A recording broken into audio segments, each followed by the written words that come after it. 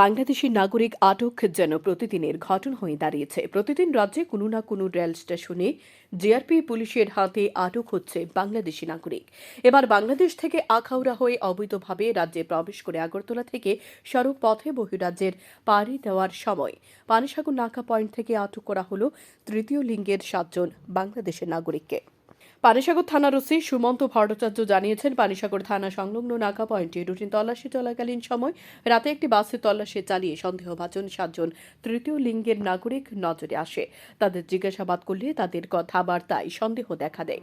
সেখান থেকে তাদের আটক করে পানিসাগর থানায় নিয়ে আসা হয়।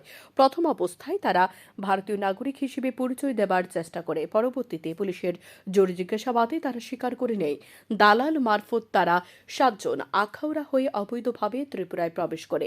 ত্রিপুরা থেকে সড়ক পথে বহিরাজ্যে নিয়ে গিয়ে কোনো প্রকারে মুম্বাই পর্যন্ত পৌঁছাবার কথা ছিল তাদের।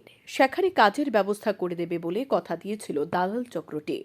আটককৃত 7 জন তৃতীয় লিঙ্গের বাংলাদেশি নাগরিকের কাছে দালাল কর্তৃক অবৈধভাবে তৈরি ভারতীয় বেশ কিছু ডকুমেন্ট বাজেয়াপ্ত করা হয়। বর্তমানে এরা পানিসাগর পুলিশের হেফাজতে রয়েছে। বিকেলবেলা আমাদের যে পানিসাগর পিএসএ নাকা পয়েন্ট আছে, সেখানে বিকেল চেকিংয়ের সময় আমরা একটা বাসকে চেক করছিলাম। তখন ওদেরকে আমরা সাসপিশিয়াসলি জিজ্ঞেস করি। তো ওদের কথায় আমরা বুঝে যাই যে ওরা বাংলাদেশি ন্যাশনাল। তারপর ওদেরকে নামিয়ে ওদের ডকুমেন্ট চেক করা হয়।